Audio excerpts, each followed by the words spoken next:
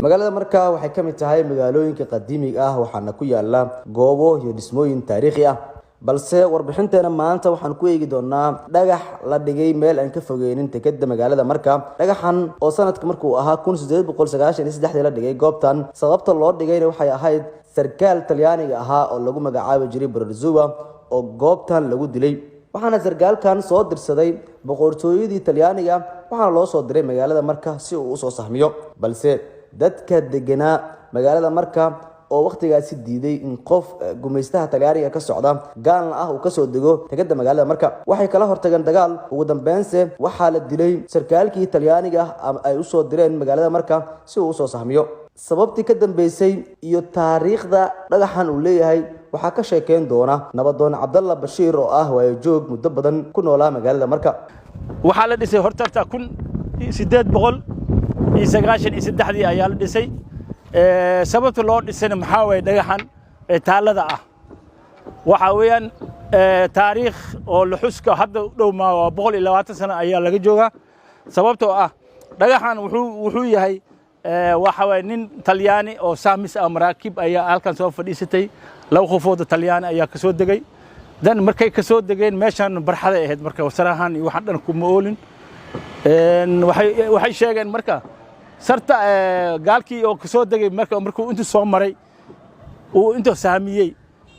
dadka inta deganay meeshan deganay ayaa yiri annaka gaal inta uu soo dego meeshan uu yimaado waxay naqanaysaa dhul fasahay naqanaysaa sabab nina soo booday gaalkii inta ku dilay si aan wax badan ugu ogaano taariikhda uu leeyahay dhagaxan waxaan xafiiskiisa aan ku booqanay gudoomiyaha hore ee degmada markaa haddana ah xogayaha dawladda hoose mudane Maxamed Cusmaan Yirisow waana shakhsigii dhagaxan taariikhiga ah dib ugu soo celiyay goobtii uu horey u wari jiray oo ah meel aan ka fogeynin tegada magaalada marka dhagaxan oo waqtiyadii colaadaha ay ka jirtay Soomaaliya la waayay la fogeeyna sida uu noo sheegay mudane Maxamed Cusmaan Yirisow dhagaxii oo maqtiyaas la sameeyay waa dhagax shub ah oo aan weligiisa la jabin karin oo taariikhda lagu qoray meesha la dhigay kadib dhagaxii markii xillidan colaadii ama xilligii ayadoo la duugay taariikhdii halgamaa ahaa ee sarkaalka generaalka dilay la duugay dhagaxii waa la kaayay muddooyin badan qarash yar kuma bixin dhagaxaas inaan helo maalinta la isoo magacaabay ee gudoomiyaha degmada marka la isoo magacaabay waxaan koow hool ka bilaabay in aan taaladii ama dhagaxaasi awoowyadeyna ay u sheekay jireen inaan raadiyo waxaan ka soo faagay meel xeebta dekada gudaheeda ah oo la duugay ilaa 5 kilomitir la duugay qarashan ku bixiyay wiishan ku soo saaray kadib waxaan keenay bartii ninkii gaalka lagu dilay ee taariikhdii dhagax meeshii awooyaasha ay u sheekeeyeen bartii aan dhigay haddana waa yaala taariikhdii ana soo faagay soo bixiyay meesha dhigay kadib waad aragteen dhagaxaas maalintii la dhigayna aniga iyo Allah u naxariistay General Abdullah Alam Waafow waa nimid meeshan ku qodbaynay ku duceysanay intii dhiman oo awooyaasheen ay sameeyeen ee culayska hadna saaran inaan iska qaadno sidoo kale waxaa jirta maahmaahyo guwaabin ah oo ay ku luuqan jireen dadka degan gobolka Shabeellaha Hoose gaar ahaan degmada markaa oo waqtigaasi dagaal baan kula jiray gumeystihii Talyaaniga oo duulaan ku soo qaaday gobolka Shabeellaha Hoose gaar ahaan degmada markaa maamaayada waxaa ka mid ahaa kaama rooray haroorin ruux rabbiga gooyay haroorin oo ah maahmaahyo guwaabin ah dadkana lagu guwaabinayay si ay kaga hortagaan gumeystihii dagaalka ku soo qaaday degmada markaa janaad waajid galeen reejaxiimo iska joog reejanaad waajid galeen reejaxiimo iska joog jaxiimo waxa way kiirnaa rabo ha joogo kii jan raban ha socdo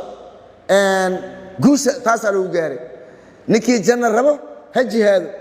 ninkii jaxiim naar rabani ha joogo